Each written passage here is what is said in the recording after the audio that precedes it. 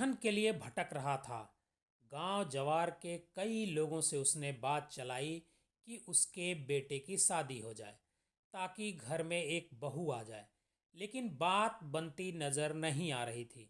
धीरे धीरे उसके बेटे सोनू की उम्र बढ़कर 32 साल हो गई।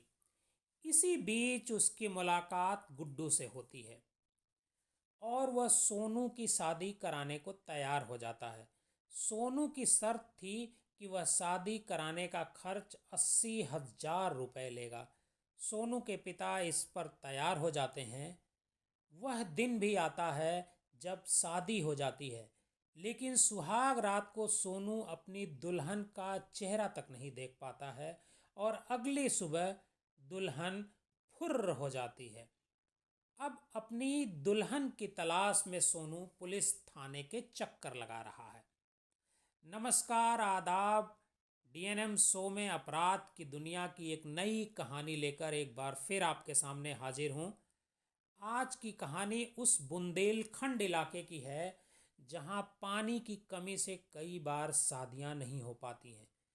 गरीबी भी एक बड़ी वजह है नौजवानों के कुंवारे रह जाने की। इस इलाके में गरीबों को दुल्हन खरीदनी पड़ती है। दुल्हन बेचने वाले दलाल इस इलाके में सक्रिय हैं। कई दुल्हन दिलाने के नाम पर किन्नर से शादी करवाकर ठगी भी कर लेते हैं। सोनू की कहानी भी कुछ इसी तरह की है। जिस दलाल गुड्डू ने उसकी शादी का ठेका लिया, उसने हड़बड़ी में शादी करवाई और 80,000 रुपये लेकर चंपत हो गया। कहानी शुरू होती है मध्य प्रदेश के भिंड जिले से। भिंड जिले के लहार के मढ़ियापुरा के रहने वाले 70 साल के बुजुर्ग ग्यासी कुशवाहा पेशे से मजदूर हैं। उनके दो बेटे हैं, सोनू और मोनू, जिनकी शादी नहीं हो रही थी। ग्यासी की पत्नी का भी 20 साल पहले निधन हो चुका है, जिसके कारण घर में कोई महिला नहीं है। बड़े बेटे की उम्र 32 साल हो जाने पर भी उसकी शादी नहीं हो पा रही थी। इसको लेकर पिता गयासी बहुत चिंतित थे। वह खुद और सोनू भी अपने लिए दुल्हन की तलाश में लगे थे। इसकी जानकारी गांव के ग्यासी के सभी रिश्तेदारों और परिचितों को थी। इसी बीच गुड्डू प्रजापति नाम के एक युवक, जो कि सोनू का दोस्त भी है, ने सोनू व उसके पिता को 80,000 रुपये खर्च करने पर एक लड़की से शादी कराने की बात कही। गयासी इस बात के लिए तैयार हो गया और जमीन कर्ज पर 80,000 रुपये शादी के लिए ले लिए।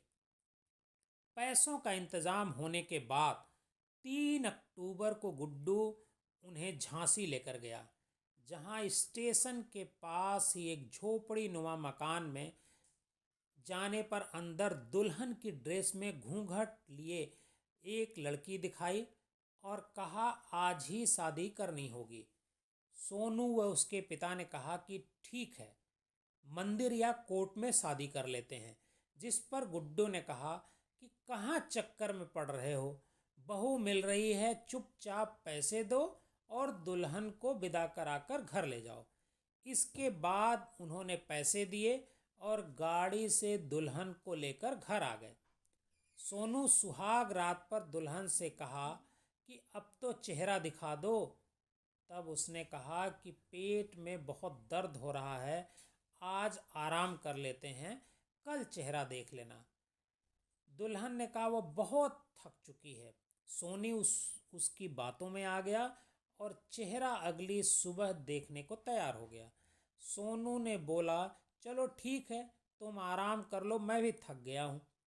सुबह सोनू नींद में था, तभी उसकी जो बीबी दुल्हन थी वो जगी और उसने शौच जाने के लिए पूछा। सोनू ने कहा कि सामने खेत में चली जाओ। करीब 1 घंटे बाद पिता ने उसे जगाकर बहू के बारे में पूछा तो उसने कहा वो शौच कहकर गई थी। दोनों उसे ढूंढते हुए खेत पर गए तो वहाँ कोई नहीं था। इसके बाद उसे अपने साथ धोखे का एहसास हुआ और वह परिवार के साथ सीधे थाने पहुंचा। शिकायत दर्ज कराई। दूल्हे सोनू का कहना है कि दुल्हन के वेश में घूंघट की आड़ में वह कोई किन्नर था, क्योंकि उसकी आवाज़ कुछ अजीब सी थी। सोनू का कहना है कि वो लड़की तो बिल्कुल नहीं लग रही थी। वहीं पैसे और दुल्हन दोनों के जाने का सोनू के बुजुर्ग पिता गयासी को गहरा सदमा लगा है और उनकी तबीयत बिगड़ गई। बाद में पता चला कि वह दुल्हन किन्नर थी। बुंदेलखंड इलाके में किन्नर शादी के नाम पर ठगी का काम कुछ लोगों के साथ मिलकर कर रहे हैं, जो गरीब बुंदेलखंडियों को इस जाल में फंसाते हैं और शादी कराकर उन्हें लूट कर फुर्र हो जाते हैं।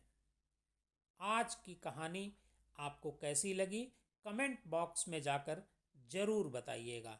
अगर आपको हमारा ये चैनल पसंद आता है, हमारे कार्यक्रम पसंद आते हैं, तो हमारे इस चैनल को लाइक कीजिए, सब्सक्राइब कीजिए और ज़्यादा से ज़्यादा लोगों को शेयर कीजिए।